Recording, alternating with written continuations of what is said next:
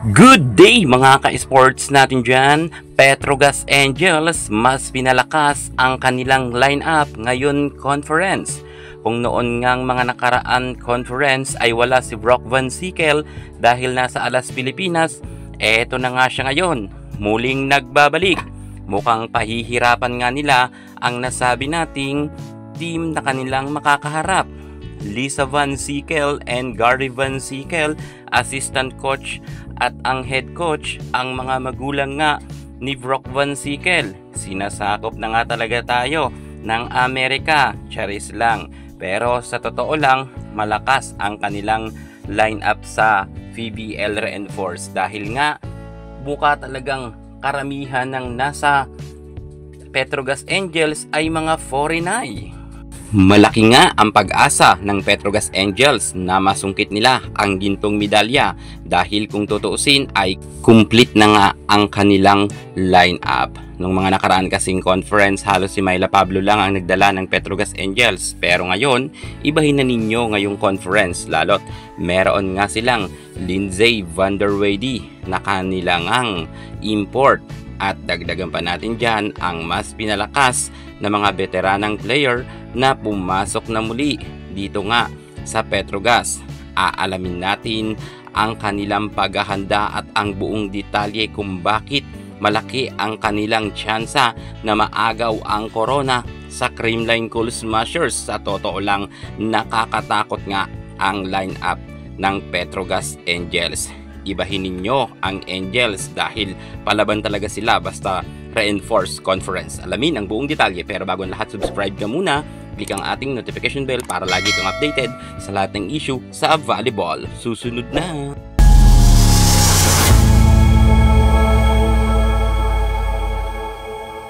Malakas ang laban ng Petrogas Angels para sa gintong medalya, kahit sabihin natin na sobrang lumakas na rin ang ibang team, pero hindi natin maitatanggi na halos karamihan nga na narito sa Petrogas Angels ay mga foreignay. Kung kaya nga mga ka-sports natin dyan, masasabi natin na mas doble nga ang kanilang galing.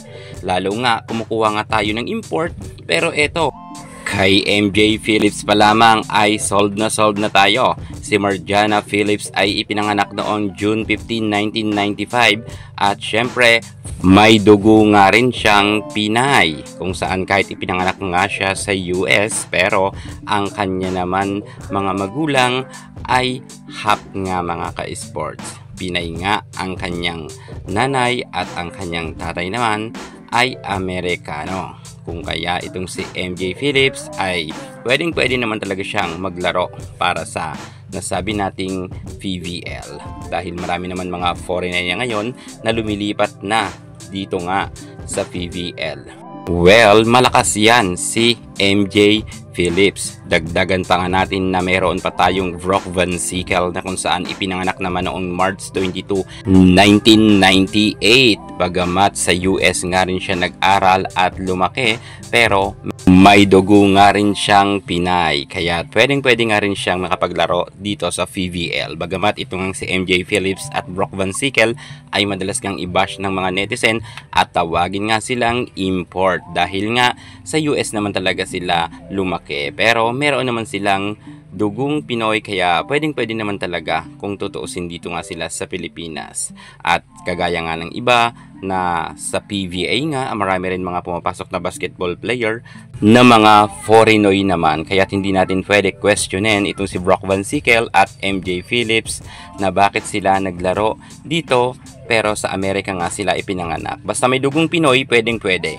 Lindsay Van der Weyde naman ipinanganak noong October 19, 1997. Siyempre, USA nga rin siya. Siya nga ang makakatandem ni Brock Van Sickle bilang outside hitter. Napakalakas nito mga ka-sports natin dyan.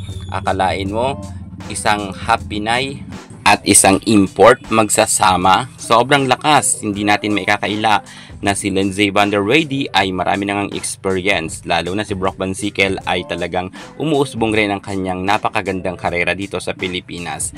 Ang dalawang ito ay magkaibigan sila talaga sa kanilang tunay na buhay, si Lindsey Van Der Weyde at si Brock Van Sickle. Si Lindsey Van Der Weyde nga ang susi kung kaya nga nakapunta sa Pinas itong si Brock Van Sickle, at dito niya ipinagpatuloy ang kanyang karera sa paglalaro ng volleyball. Sa tingin ko mga ka-sports natin dyan, pahihirapan talaga ang ating paboritong team na Creamline Coal Smashers ng Petrogas Angels. Well, syempre, papalag naman dito ang kupunan nila Alyssa Valdez. Pero syempre, nakakakaba talaga dahil sobrang lakas nga ng Angels. Yan muna ang pinaka-latest natin sa mundo ng volleyball.